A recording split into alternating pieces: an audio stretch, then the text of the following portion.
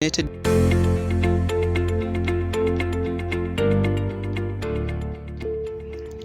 concerning the Nile River has dominated the headlines of major world news agencies.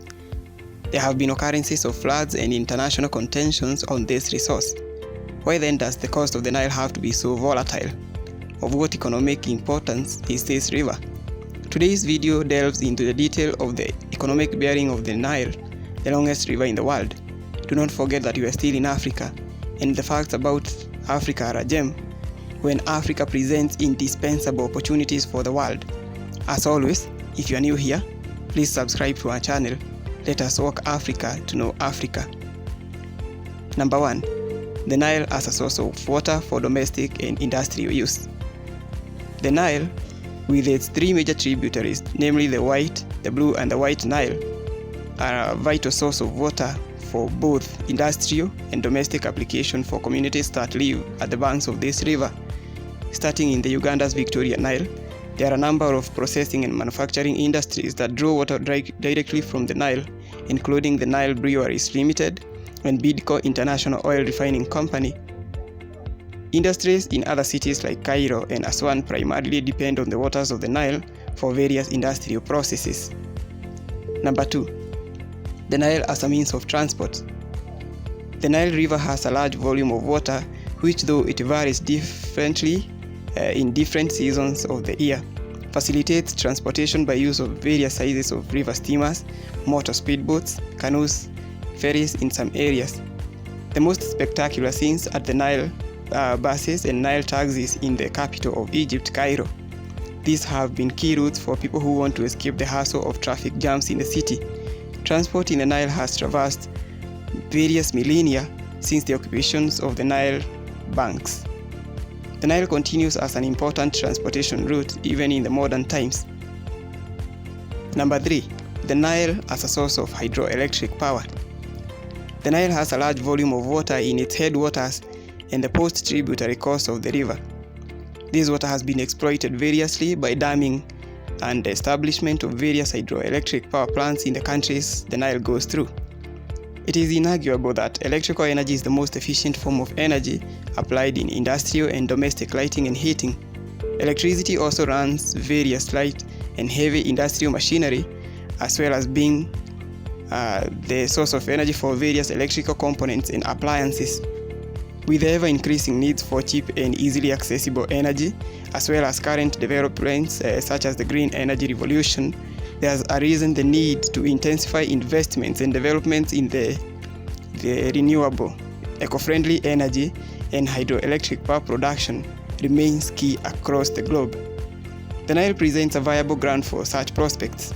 Starting in Uganda, the Nalubale Hydroelectric Power Station was opened in 1954 with a capacity of 180 megawatts of power.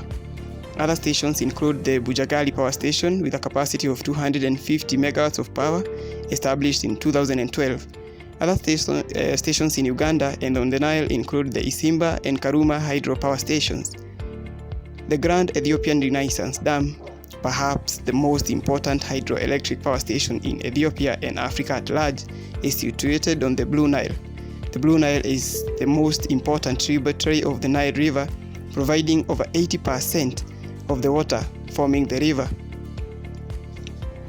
The dam has been in construction since 2012, and in July 2020, the filling of the dam, which will take between 5 to 15 years depending on the regional hydrological cycle, started.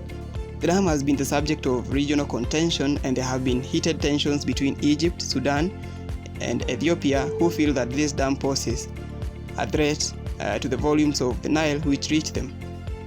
This is owing to the aforementioned significance of the Nile to all these countries. Talks have been convened under the brokerage of various regional and international bodies like the African Union, the European Union, and the World Bank. There has been no resolution reached so far in this situation of Pareto optimality. This hydroelectricity project will become the largest of its kind in Africa, with a capacity of 6,550 megawatts of power. Lastly, we have the Aswan High Dam of Egypt, which was commissioned in the 70s.